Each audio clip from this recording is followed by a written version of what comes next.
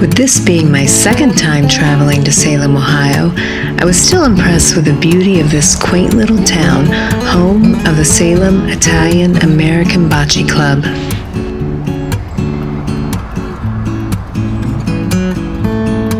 There exists an enduring legacy that Mark Sabatino and his son Matt work hard to extend to future generations. And today, I'm on my way to meet them to gain more perspective on this unique club and its rich history.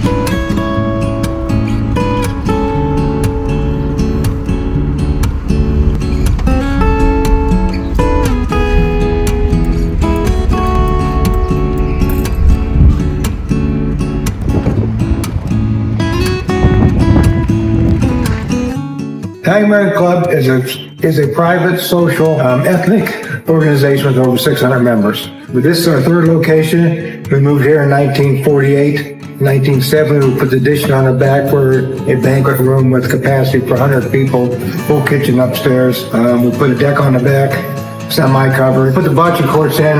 What year it was? 22 years old, I think. 22, 24 years old. And look like they're brand new, and we're really proud of them. We built them right, we put a good base in. We had 44 yards of concrete poured, then volunteers come in and did everything else. So it was all volunteer driven. It was every Saturday. We had a work crew, never showed up. I gave them an idea what to do, had a list, and we just went down through it, and it worked out perfect. The deceased members, we have lifetime members, we have a full board up there. 2-year members are lifetime members. Those boards are all donated. They were roots in the boot map over there. We kind of show the Italian members where they're from, and we just do things our way. When we first started, the name was Weekly the Italian. Well, it was founded in 1980, and then we updated our board in 48, and we changed the name to the Italian American Club of Salem, Ohio. We're a private club, so our license is a private license, but everyone is a day member for the club, so they have full privileges from fence to fence. We go from one street to the next. It's a full block property. So they come down, they can come up and get sandwiches, they can drink at the bar, they can enjoy themselves, come in and cool off, whatever.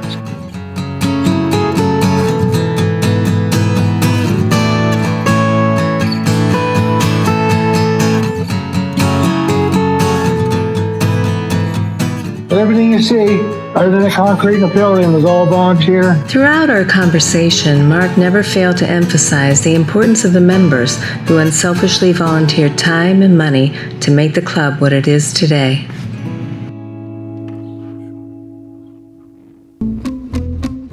Of our curtains on our building, we had a member that hit the lottery, and she was a good member here. And when you play in the evening and you're rolling to the west, that sun is in your eyes. And she said, that's it. She donated $5,000 to us to put the curtains up, buy a couple portable heaters to have them in here on the chilly nights. So that's the kind of members we have.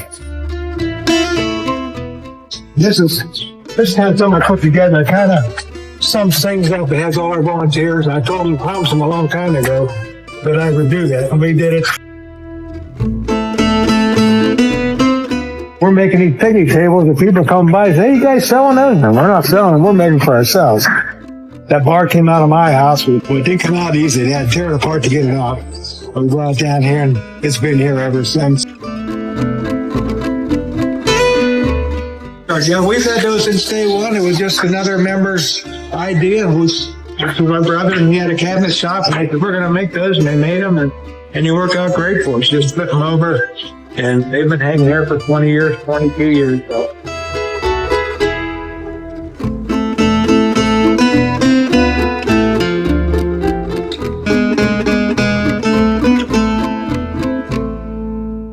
Just the sign above the porch right there says Italian American Club. That sign used to be double-sided and hung on front of the building. It actually projected out on Penn Avenue. When we had a new sign made, that one was pretty much beat up in the basement. Well, I took it home, rebuilt it, and hung it up there, and now it lights up, and it's kind of a nice addition down here. Yeah.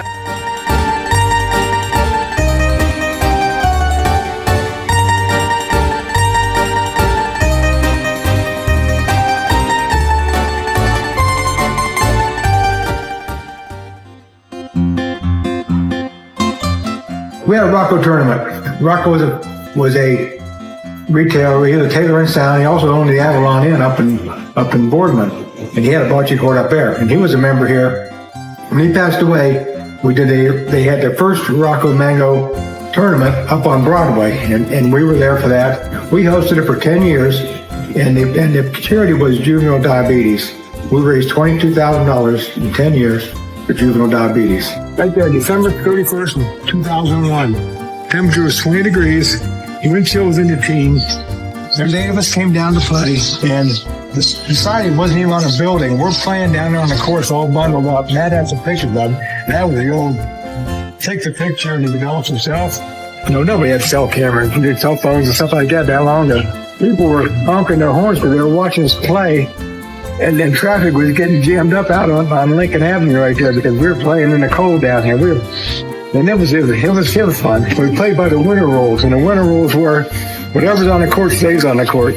So if it was leaving the corner, they were leaving it was funny. You lose your ball in the lead and stuff like that. If a chair blew in, you worked around the chair. We did that for 3 or 4 years. Every Christmas, every New Year's Eve, we'd come down and play. And that was kind of feels a little bit of everything for this. So. This is the book that put together for the 100th anniversary. Started a year before the 100th and took me a year after the 100th to finally get it completed. No matter where you look, the history is quite evident, from the Italian-American sign that presides over the courts to the history displayed in detail on the board that gives tribute to the volunteers. But the most unique piece of history, you might ask?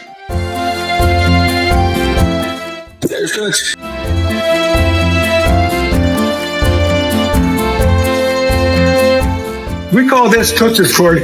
My Uncle Toots Sabatino. He came down one day, and he had sandals on and socks.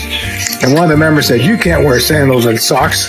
So he made him take them off. So he hung his socks up, and them socks have been hanging there for 20 years. 20 years, and then we put the sign up just to think of him every once in a while. But he was a dandy. You never knew about Toots. I mean, he was Toots. He come down one day and have a belt, and we found him a piece of twine or a rope or something, made a belt out of it to keep his pants up. But yeah, he was a character. And his hands were shot. His fingers went different directions, all from towel setting. And so they were all on angles to pushing the towel together. Yeah, but he was good. Yeah, we had fun. We had fun every Saturday down here. In a recent phone conversation, Mark and Matt informed me of an upcoming tournament in honor of Uncle Toots to raise money for the Salem Italian-American Education Fund, which has awarded students 548 scholarships since 2002.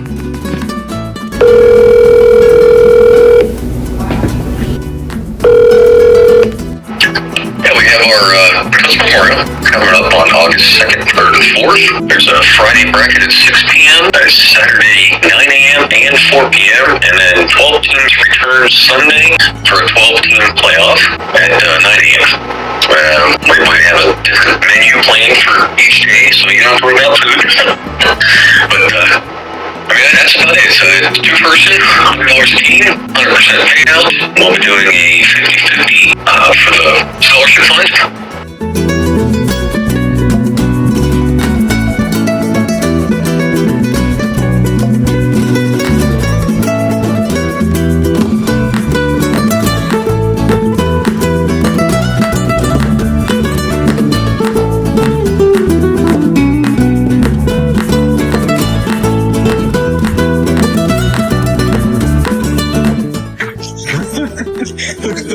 It's been there for 25 years, doesn't it? I thoroughly enjoyed my time spent with Mark and Matt today exploring the Italian-American Club of Salem, Ohio.